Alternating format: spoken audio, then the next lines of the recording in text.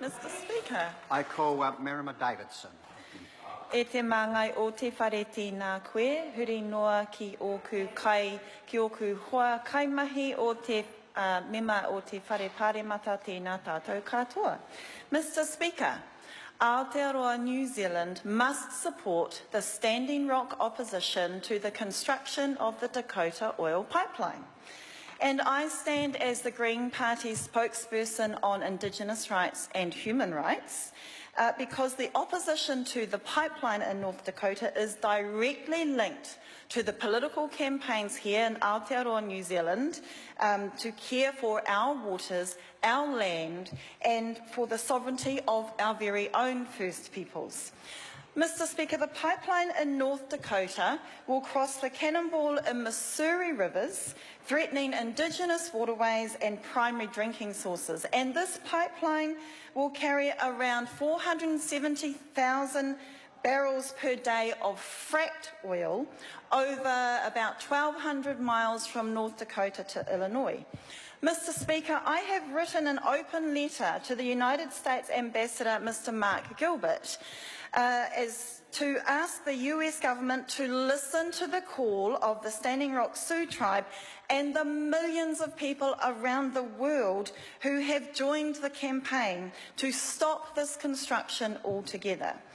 Mr. Speaker, since April, over 90 First Nations groups have gathered at Standing Rock to peacefully and non-violently resist the construction of this pipeline over their lands and sacred places. They are doing so and exercising their sovereignty as First Peoples. They are also doing so in a long line of oppression that the United States has done over its First Peoples.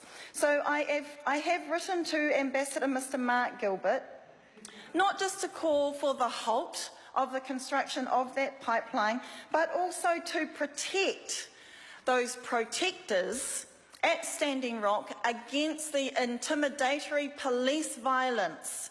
Under US international law, police arrests cannot be used to intimidate people from peaceful assembly, and that is absolutely what has been happening. The police have been shooting protesters with rubber bullets, pepper spraying people, old women, old people in the face, dragging people out of sweat lodges. They have set dogs onto peaceful, non-violent, direct resistance. So, Mr. Speaker, here in Aotearoa, our own campaigns, such as the Whānau Apanui resistance to Petrobras and the Te Huku and Northern Iwi resistance to Stat Oil, understand that the global fight to uphold Indigenous sovereignty and for a cleaner energy future that protects our environment and our waters and earth for everybody, we understand that these fights are connected, and we ask the New Zealand government to show some leadership in upholding the very issues that are being fought here in our own waters.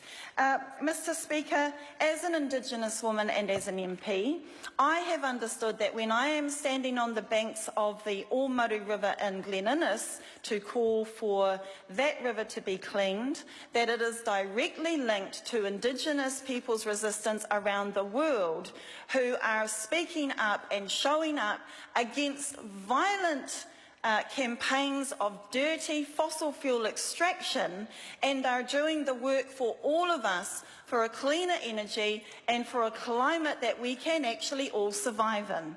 So, Mr. Speaker, it is my job and my privilege as an MP, as an Indigenous woman and as a mother to ask for all of us to support the Standing Rock opposition to the North Dakota Access Pipeline. Kia ora.